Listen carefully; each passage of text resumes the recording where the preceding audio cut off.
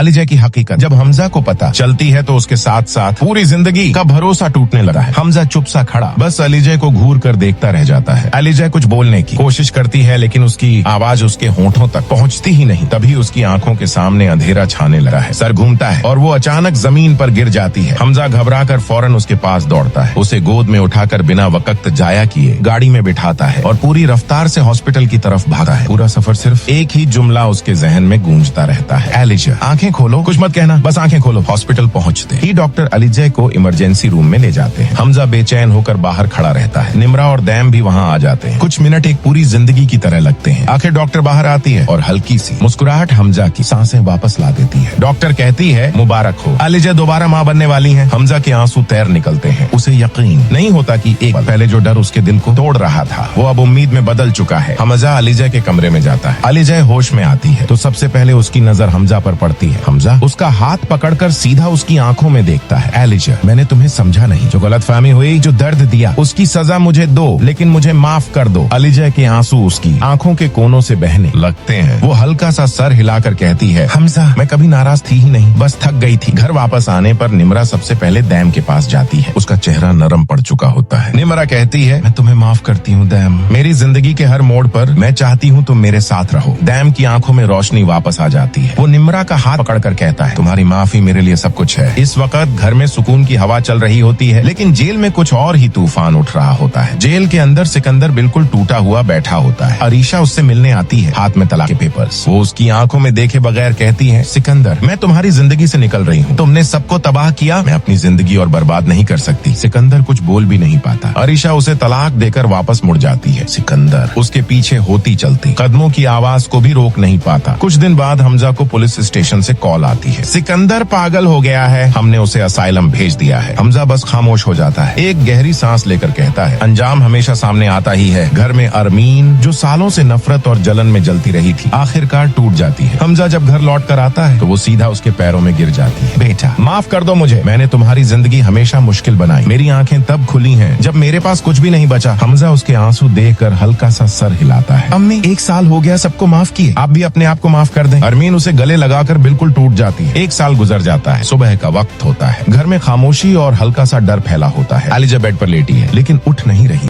हमजा हल्का सा उसका नाम पुकारता है, अलीजा, अलीजा उठो, क्या हुआ? लेकिन जवाब नहीं आता। हमजा घबरा कर उसे गोद में उठाता है और हॉस्पिटल की तरफ भागता है। अरमीन, निम्रा, दैम सब पीछे पीछे पहुंच जाते हैं। ऑपरेशन थिएटर का दरवाजा बंद होता है। सब दुआओं में हाथ उठाए खड़े हैं। घंटों बाद डॉक्टर बाहर आती है और कहती है मुबारक हो, अलीजा ठीक है और एक खूबसूरत सी बेटी पैदा हुई है। घर में खुशी की लहर दौड़ जाती है। अरमीन के होंठों पर मुस्कुराहट खिल जाती है। इसका नाम मुस्कान होगा। ये हमारे घर की हर दुखी रात में फिर से मुस्कान लेकर आई है। सब लोग मुस्कान को लेकर गर्व महसूस करते हैं। दैम और निम्रा भी खुशी से फूल नहीं समाते। अरमीन अपने आंसुओं को छुपा नहीं पाती। ये बच्ची मेरे लिए रहमत है। अलीजा बेटा मुझे माफ कर देना।